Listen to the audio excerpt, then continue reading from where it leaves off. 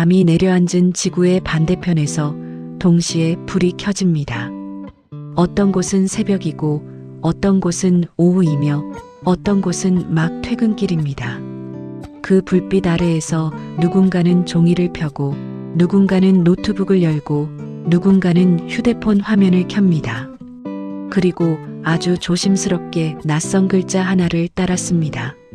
처음에는 그냥 모양일 뿐입니다. 그런데 그 모양이 소리가 되고 소리가 단어가 되고 단어가 문장이 되기 시작하는 순간이 있습니다. 이해가 생기고 이해는 감정을 불러옵니다. 그 감정은 아주 사소한 것에서 시작됩니다. 아, 읽힌다. 아, 써진다. 내가 이걸 할 수 있구나. 그 글자는 한 나라의 문자가 아니라 지금 누군가의 희망과 가능성이 됩니다. 조선의 제사대 왕 성군, 세종대왕이 창제한 바로 대한민국 한국어 한글입니다. 누군가에게 한글은 드라마 자막의 뒤편에서 조용히 빛나던 문장이고 누군가에게 한글은 노래 가사 속에서 마음을 붙잡던 단어이며 누군가에게 한글은 길을 잃지 않게 해주는 표지판의 안내이고 누군가에게 한글은 자기 언어를 처음으로 기록해주는 귀한 그릇입니다. 우리는 오늘 세계 곳곳에서 방송과 신문과 인터넷, 온라인 커뮤니티에서 실제로 회자되었던 한글의 장면들을 따라가 보려 합니다. 가볍게 흘려보내기엔 너무 진한 사연들, 웃음으로 시작했는데 끝내 눈물을 남기는 이야기들, 한 문자가 사람의 삶을 바꾸는 순간들입니다. 오늘 영상은 단지 한글을 찬양하기 위해서만 만들어진 이야기가 아닙니다. 당신이 한국인이라면 세계에서 가장 뛰어난 소리 글자인 한글에 대한 긍지와 자부심을 가지고 한글을 더욱 소중히 하고 익히며 사랑하는 계기가 되었으면 좋겠습니다. 만일 외국인이라면 한글을 한 번 더 바라보고 다가서며 익혀서 K컬처 열풍에 참여함으로 호기심과 행복을 찾을 수 있길 바랍니다. 문자가 어떤 사람의 삶에서 얼마나 큰 역할을 하는지, 글자가 왜 때때로 존엄이 되는지, 그리고 왜 한글이 유난히 많은 사람에게 한 줄기 햇살 같은 친절한 문자가 되었는지 뒤돌아보는 시간이 되었으면 좋겠습니다. 들어가기에 앞서 아직 구독과 좋아요를 누르시지 않은 분은 꼭 눌러주시길 부탁드립니다. 그 따뜻한 마음이 반드시 크고 은밀한 좋은 일을 불러올 것입니다. 자, 이제 한글 파노라마 세계로 들어가 볼까요? 세계 어디에서나 비슷한 풍경이 있습니다. 언어를 배우려는 사람들의 책상입니다. 물컵이 있고 펜이 있고 낯선 단어가 적힌 종이가 있고 지우개로 문질러진 흔적이 있습니다. 그 흔적은 단지 공부의 흔적이 아니라 포기하지 않겠다는 마음의 흔적입니다. 한글을 배우는 사람들의 온라인 커뮤니티에는 비슷한 고백이 자주 등장합니다. 나는 언어에 재능이 없는 줄 알았다. 나는 늘 외국어 앞에서 작아졌다. 단어는 머리에 남지 않았고 문법은 늘 나를 혼냈다. 그런데 한국어를 시작하고 한글을 만난 뒤로 이상한 일이 벌어졌습니다. 처음으로 언어가 나를 밀어내지 않는 느낌. 처음으로 글자가 나를 무시하지 않는 느낌. 그들은 말합니다. 한글은 이상하게도 내가 할 수 있게 만들어줍니다. 두려워하지 않게 만듭니다. 한 글자를 보고 있으면 그 글자가 어떻게 소리가 되는지 예감할 수 있습니다. 처음엔 어설퍼도 조금만 반복하면 아, 이런 원리구나 하고 손끝이 깨닫습니다. 어떤 사람은 한글을 처음 읽어낸 순간을 이렇게 적습니다. 한국 여행 중에 간판을 보고 읽어냈어요. 그게 맞든 틀리든 내 입에서 그 소리가 나왔다는 사실이 너무 기뻤어요. 그 순간 그 도시는 더 이상 낯선 곳이 아니었어요. 나는 그 공간에 참여하고 있었어요. 누군가는 웃으며 말합니다. 사실은 노래 때문에 시작했어요. 좋아하는 가수의 이름을 제대로 쓰고 싶었어요. 그런데 어느 날 문득 내 이름을 한글로 적고 있더라.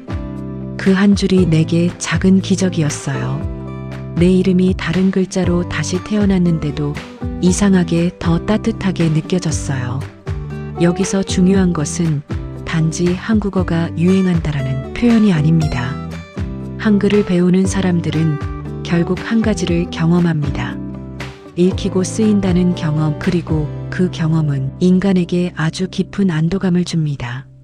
내가 어디에 있든 내 마음을 기록할 수 있는 사람이라는 확인이기 때문입니다.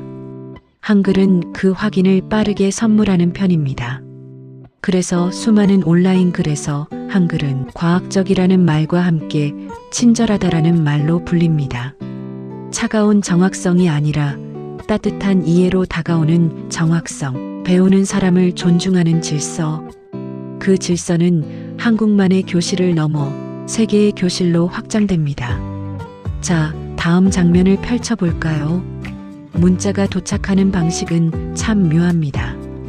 어떤 곳에서는 문화가 문자를 데려오고 어떤 곳에서는 삶의 필요가 문자를 데려옵니다.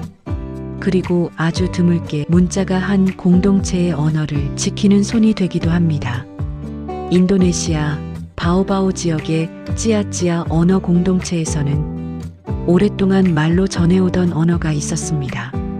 그 언어를 쓰는 사람들은 자신의 목소리를 가지고 있었지만 그 목소리를 일상적으로 기록하는 표준적인 글자 체계는 널리 자리 잡지 못했습니다. 말은 있었지만 종이에 안정적으로 내려앉기 어려웠고 기록이 부족하니 다음 세대가 언어를 배우는 길도 좁아지기 쉬웠습니다. 그곳에서 한글이 등장합니다. 해외의 방송과 기사들은 이 이야기를 신기하게 받아들였습니다. 한국의 글자가 한국 밖에서 다른 민족의 언어를 적는 데 쓰인다는 것, 그 지역의 표지판과 교육 현장에서 한글이 보이고 아이들이 자신의 언어를 한글로 쓰는 모습을 보며 사람들은 질문합니다. 왜 하필 한글일까? 그 이유는 어렵지 않습니다. 한글은 소리를 담는 그릇으로서 유연합니다. 소리를 분해해보고 그 분해된 소리를 다시 조합해 글자로 만들 수 있다는 감각이 다른 문자보다 직관적으로 느껴질 때가 있습니다. 무엇보다 배우는 속도가 중요합니다. 공동체가 언어를 살리려면 많은 사람이 빠르게 접근할 수 있어야 합니다. 글자가 너무 어렵거나 글자를 배우는 사람이 너무 제한적이면 기록은 다시 소수의 것이 되고 언어는 다시 공기 속으로만 떠다니게 됩니다. 하지만 글자가 쉬워지면 이야기가 달라집니다. 아이들이 자신의 언어를 칠판에 적습니다. 어른들이 자신들의 노래와 속담을 적기 시작합니다. 누군가는 마을의 이야기를 기록합니다. 그 기록이 쌓이면 언어는 존재한다라는 말에서 살아있다라는 말로 바뀝니다. 인도네시아 바오바오 지역의 사람들에게 한글은 단지 외국의 문자가 아닙니다. 자신의 언어가 사라지지 않게 붙잡아주는 손입니다. 자기 목소리를 가치 있게 만들어주는 도구입니다. 그리고 우리는 이 장면에서 한글의 또 다른 얼굴을 봅니다. 한글은 누군가의 문화적 호기심을 충족시키는 글자이기도 하지만 동시에 누군가의 생존을 돕는 글자일 수도 있습니다. 언어는 정체성이고 정체성은 존엄입니다. 존엄을 지키는 글자는 쉽게 잊히지 않습니다. 이제 한글이 세계에서 자라나는 또 다른 공간으로 이동합니다. 바로 세종학당입니다. 세종학당 누리집에서 2025년 6월 말 현재 발표한 공식 기준으로 전 세계 87개국 252개소에서 세종학당이 운영되고 있습니다. 자, 다음 장면으로 들어가 볼까요? 도시의 골목 끝 대학교 건물의 한 강의실, 문화원 한켠, 혹은 지역 커뮤니티 센터 문을 열면 보이는 풍경이 있습니다. 낯선 언어를 배우려는 사람들이 앉아 있고 칠판에는 한글이 적혀 있습니다. 그리고 누군가는 천천히 말합니다. 입술을 모으고 혀를 움직이고 그 소리를 글자에 연결해 봅니다. 세종학당은 이제 특정 지역에만 있는 공간이 아닙니다. 여러 대륙의 많은 나라에서 수많은 도시에서 한국어와 한국 문화를 배우는 사람들이 모이는 장소가 되었습니다. 규모는 계속 커지고 있고 그 확장은 단지 교육기관의 숫자가 늘어난다는 뜻을 넘어섭니다. 한글이 사람과 사람을 잇는 방식이 늘어난다는 뜻입니다. 어떤 나라는 수요가 너무 많아 대기자가 길게 늘어선다고 보도됩니다. 한국어를 배우고 싶은 사람은 많은데 교실은 부족합니다. 그래서 새로운 운영처가 지정되고 더 많은 강좌가 열립니다. 이집트의 수도 카이로에서 그리고 다른 큰 도시에서도 한국어를 배우려는 열기가 뜨거워지고 있다는 소식이 전해집니다. 한글은 먼 나라의 문자가 아니라 현재의 선택지가 됩니다. 중앙아시아의 여러 나라에서도 비슷한 흐름이 보입니다. 한국과의 경제적 교류, 노동과 유학, 그리고 문화적 관심이 겹치며 한국어를 배우는 사람이 늘어납니다.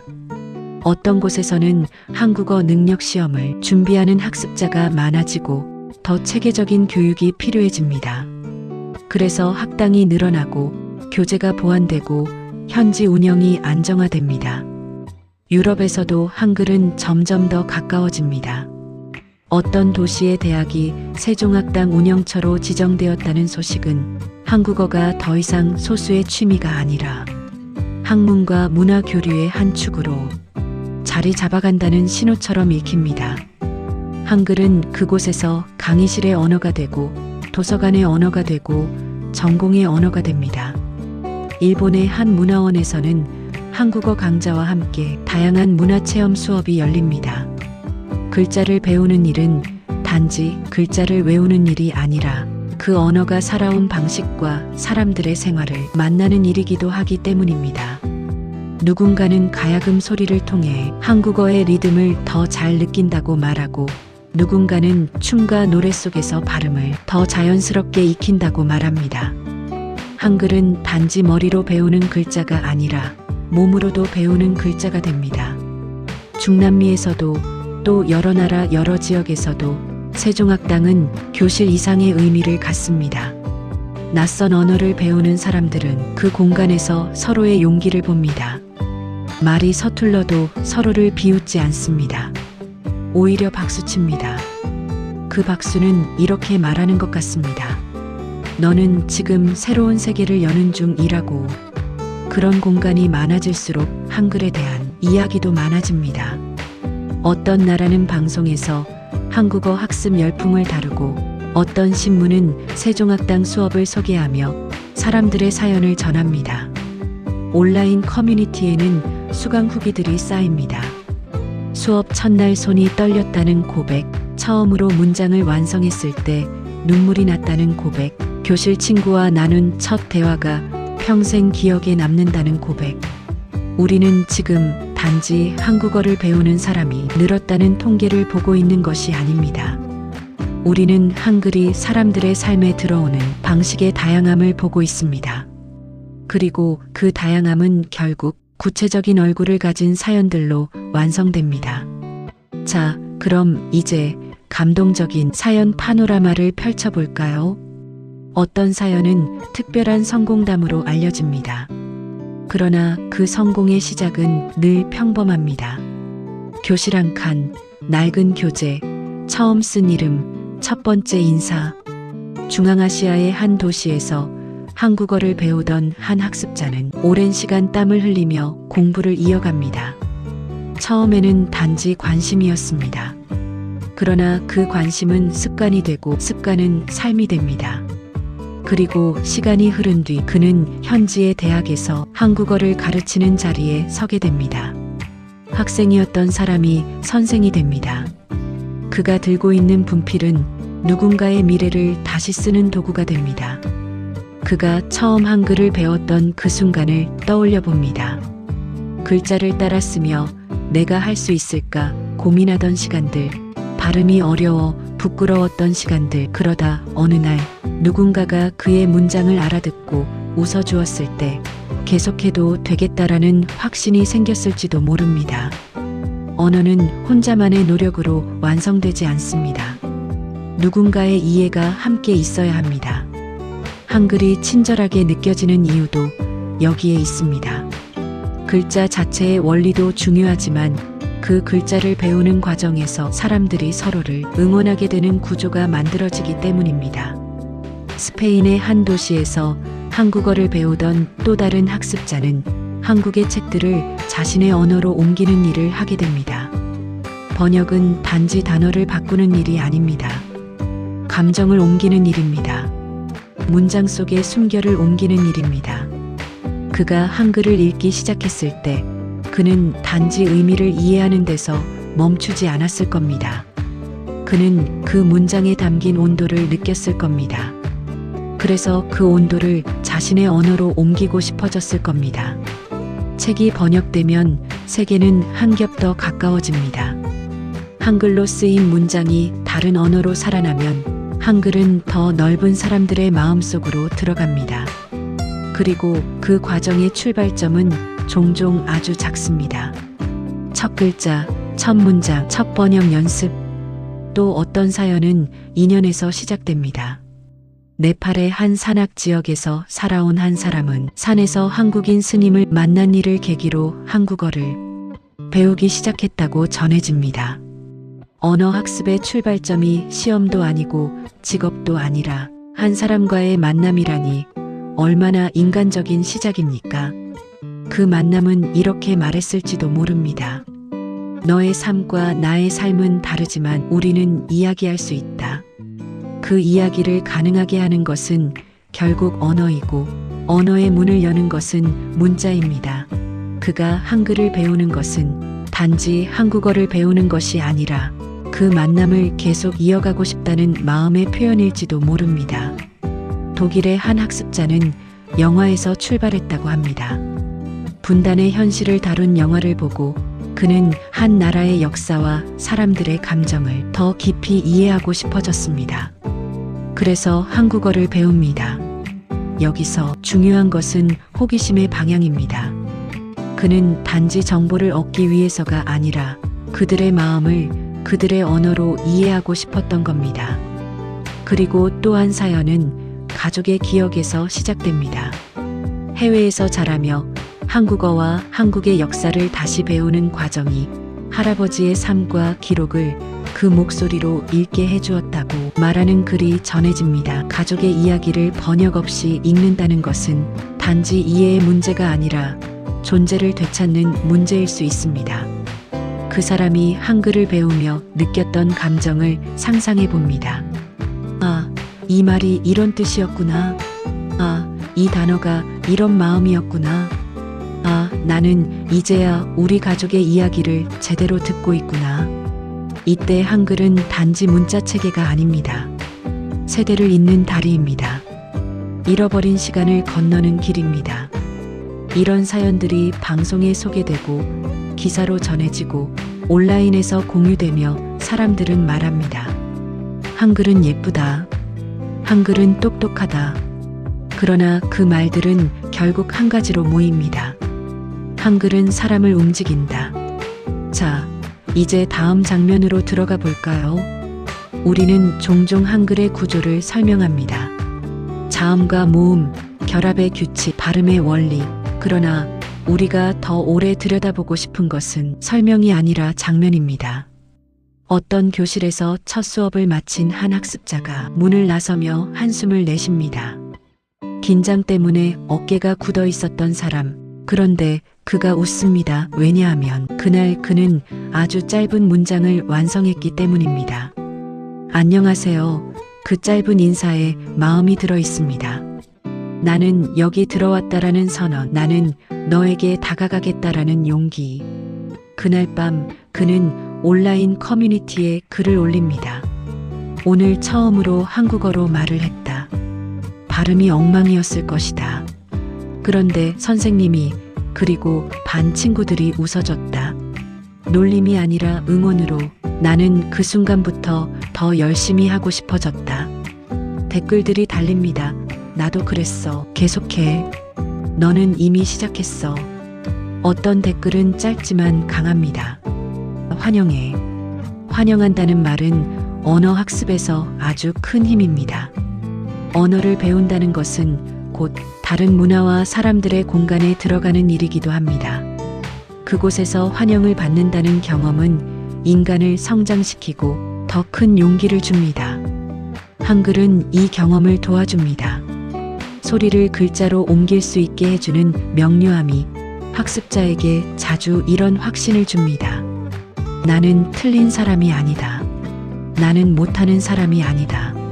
나는 방법을 찾고 있는 사람이다. 그리고 그 방법이 한글에서 보일 때 사람은 더 오래 버팁니다.